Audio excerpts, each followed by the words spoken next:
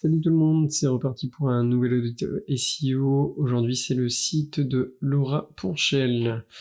Donc, on va regarder ça. Alors, au niveau de la vitesse de son site, alors, on voit que ça charge en presque 7 secondes, donc c'est beaucoup trop. Au niveau des scores, t'es en D et en C. Alors, apparemment, t'as un problème sur tes pages, au niveau de tes images. Les images sont un petit peu trop grosses, apparemment, elles peuvent être réduites un petit peu, là. Il n'y a pas de cache non plus installé sur ton site. Alors je sais pas qu'est-ce que c'est comme site là. Ok, bon, à voir. Mais bon, là il y a un problème de cache qui devrait être installé. Pareil pour les images, elles sont trop grosses au niveau de la taille dont elles sont servies. Bon, voilà. Sinon, au niveau de PageSpeed Inside, bah, ça reflète un petit peu la même chose, hein. C'est un petit peu lent. Alors voilà, dimensionner correctement les images, 33 secondes, voilà, c'est ça. Elles sont beaucoup trop grosses, voilà, elles sont énormes, elles sont très très grosses tes images. Il faut vraiment les réduire et les mettre aussi à la bonne taille. Ça sert à rien de les mettre dans une très très grande résolution pour Internet. Donc ça, il faut vraiment le changer. Et ordinateur, voilà, c'est pas trop mal, mais bon, voilà. On est toujours un petit peu voilà, sur des problèmes de CSS, JavaScript, voilà. Au niveau de ton site, il a l'air mobile friendly, donc ça c'est bien. Au niveau des données structurées, eh ben il y en a pas. Alors au niveau de ton site, je regarde un petit peu. Laura Ponchel, donc t'as 188 pages sur ton site, c'est énorme. Alors déjà il y a un problème sur ton URL. 180 pages là. Parce que là j'ai ouvert ton site et quand on regarde ton site, voilà. En fait, ça redirige, quand on ouvre ce site-là, ça redirige vers sa LPP, index.php en FR.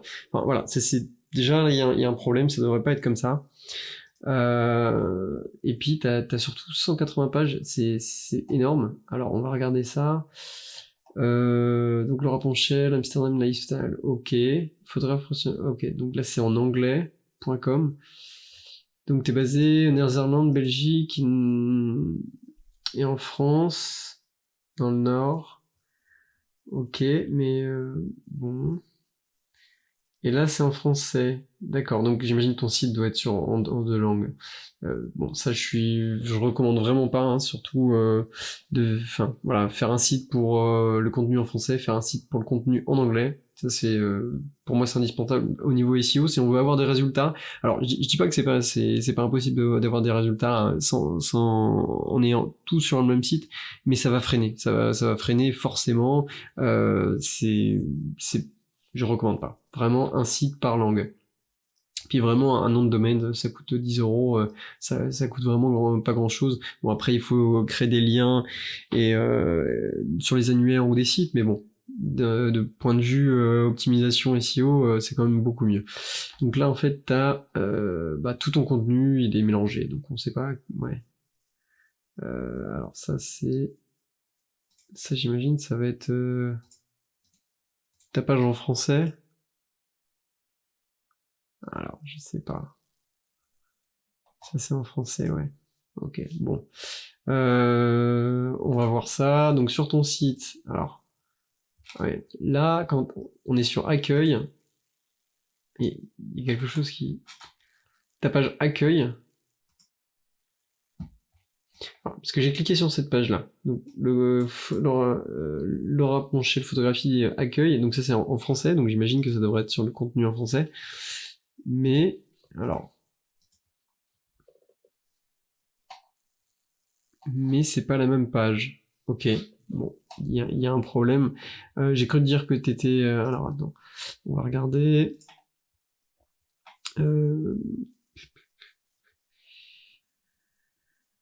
Enregistré. Un Joomla. D'accord, bon. Ok, bon, on va regarder. On va continuer. Bon. Alors, donc là, effectivement, on voit que ton site est en anglais et en français. Il y a tes réseaux sociaux qui sont là. Et puis voilà, en fait, c'est tout. T'as zéro texte, t'as aucun contenu sur ton site.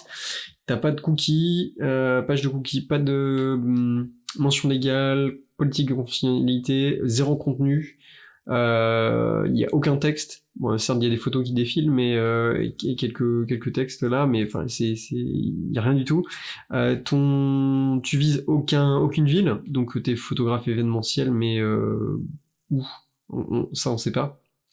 Malheureusement, je vais regarder là, événementiel, donc là tu disais Amsterdam, et là cette page-là, elle est vers où?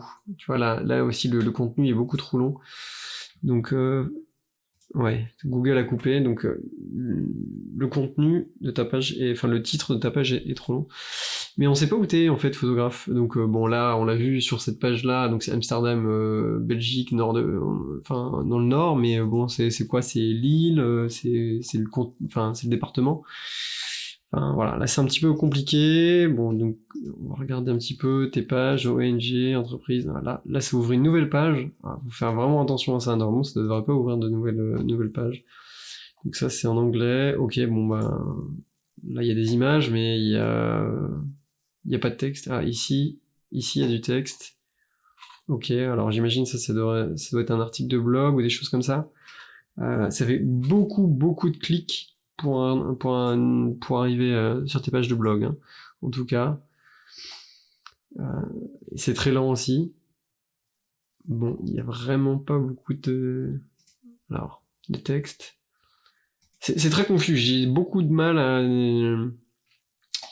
naviguer sur ton site.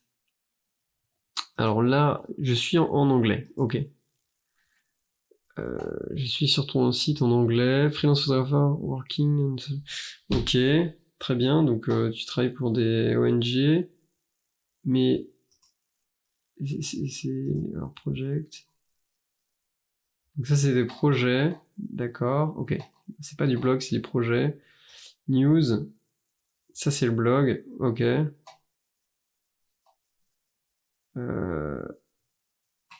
Ok, et là t'as un contact. Ok. Donc là on voit toi, donc et contact. Il n'y a pas de formulaire de contact. Il y a ton numéro de téléphone, c'est bien. Ton email, c'est bien. Mais ça serait bien d'avoir un formulaire de contact et une page à propos, tu vois, où tu mets cette photo-là et que tu te présentes. Et là, dans tes projets, tu fais que... parce que sur le site en français, j'ai l'impression que tu faisais aussi du mariage. Bon, on va voir. On va aller sur le site en français. Donc ici, voilà. Alors là, c'est juste pour des ONG aussi. C'est bizarre, j'ai l'impression que c'est pas la même chose que sur cette page-là. Ça ouvre un nouveau site. Alors attends. Parce que là, quand je clique sur entreprise... D'accord, donc, ok. Donc là, il y a des galeries, prestations, pour entreprise, contact, ONG. D'accord. Alors, je pense que là c'est tout très confus. Je pense que là, toute la structure de ton site est à revoir, là. Parce que particulier, là, si je vais sur particulier, là, donc famille, mariage, ok. Donc si je clique sur particulier, si je vais sur portfolio, etc., tes prestations, ok. Mais par contre, si j'ai envie de retourner sur ONG ou entreprise, comment je fais? Si, là, entreprise. Et après, quand je suis sur entreprise, là, je peux aller sur ONG. D'accord. Mais là, si je suis sur ONG et que je veux aller sur le côté particulier, comment je fais? Voilà, c'est compliqué. Je pense que euh, je pense que tu devrais présenter ça différemment. Je pense que tu devrais avoir sur ta page home, donc alors on va revenir parce que j'ai même du mal à retrouver la page home parce que quand je clique là, si, ok. Je pense qu'ici là, tu devrais avoir un menu. Donc sur ta page home avec tes prestations, donc prestations avec un menu déroulant par exemple, avec donc un module entreprise, un autre ONG et un autre, bon voilà, j'en sais rien, mariage, portrait, naissance. Donc, tu mets toutes tes prestations, tes services, hein. On peut appeler ça service, prestation, c'est pareil, hein. Service. Une autre page à propos et une page contact. Mais là, en fait, ça fait comme un mini-site dans chaque, sur chaque page. Donc là, tu parles de séries, actu, etc. C'est, c'est un petit peu compliqué à naviguer. Et surtout, là, niveau SEO, il y a zéro texte, hein. Il y a zéro texte. À part sur, dans tes séries, là, dans tes actus. Voilà, ici, t'as du texte. Donc ça, c'est bien. Mais après, je sais pas si ça vise un mot-clé ou quelque chose. Ça peut être compliqué à être trouvé, hein, pour ça. Ok. Alors, j'ai regardé aussi sur ton Google Maps, enfin Google My Business, j'ai trouvé 2 pages. Donc déjà là, il y a un problème, hein. Il faudrait, soit c'est l'un, soit c'est l'autre. Mais on peut pas avoir 2 pages comme ça. Déjà, on peut être pénalisé par Google. Alors là, en fait, on a un qui est basé, je pense, parce que là, ça a l'air d'être ton numéro belge ou Pays-Bas. Donc c'est peut-être pour ça que t'en as 2. Alors dans ces cas-là, ça pourrait être le Rapunzel photo. Ok, ouais, non, c'est ça, hein. Bon, ici t'as répondu aux commentaires, c'est bien. Tes photos, il y en a quelques-unes. Ok. Et par contre, sur la deuxième page, donc ça... alors ça, c'est quoi? Non, parce que là, c'est en français aussi. Pourtant, ça a l'air d'être... Bah, tu vois, je suis très confus. Il faudrait que tu fermes une des 2 pages et être concentré. Et là, pareil, au niveau de ton Google My Business, enfin, je sais pas du tout en fait où t'es basé, si t'habites à Lille, à Bruxelles ou à Amsterdam. En tout cas, je pense qu'il faudrait vraiment déterminer quels mots-clés tu vises et quelle région tu vises. Parce que là, si tu vises voilà, pour tes pages services, bah, tu peux faire par exemple une page, on va dire entreprise, qui vise le mot-clé photographe, entreprise, entreprise Nord pour le département du Nord. Et après, tu peux avoir un autre qui est destiné à Lille, par exemple. Par contre, oui, si tu pars sur autre chose, enfin sur du contenu en anglais surtout, bah moi je t'inviterais à faire du contenu bah, pour la Belgique ou pour Amsterdam. Voilà, je sais pas, il faut vraiment que tu revoies la structure de ton site en tout cas et que tu définisses où tu veux travailler exactement. Parce que c'est bien, on veut travailler dans plein d'endroits, mais là t'es pas trouvé en fait. T'es pas trouvé. D'ailleurs, je sais même pas sur quel mot-clé t'es basé, Laura Ponchel photographie là. On voit que t'es basé, voilà, ça c'est ta zone d'action. Mais bon, on sait pas où exactement, parce que bon, c'est quand même très large, hein, ce champ d'action. Parce que si par exemple, je sais pas, si tu vis là, est-ce que tu viens à Lille faire des photos? Pareil, est-ce que si tu vis à Lille, est-ce que tu viens jusqu'à Amsterdam faire des photos? Ça il faut. Et en fait, surtout, c'est que tes clients néerlandais ou tes clients belges et tes clients français, il y a une culture différente, il y a des points de vue différents, et ils vont pas vouloir forcément la même chose, et de comment tu vas leur parler aussi. Et ça, je pense que c'est quelque chose qu'il faut regarder sur ton site.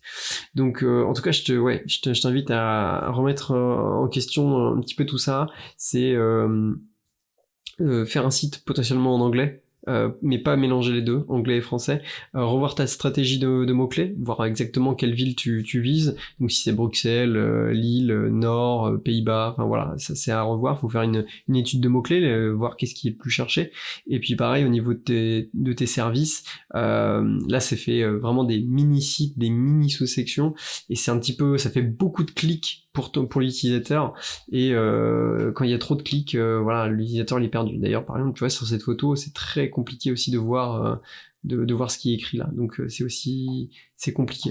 Et là, pareil, voilà, il faut vraiment créer un footer et ajouter des infos là. Donc voilà. En tout cas, si vous avez des questions, n'hésitez pas à poster en commentaire. Et puis je vous dis à la prochaine pour un prochain audit aussi haut. Salut!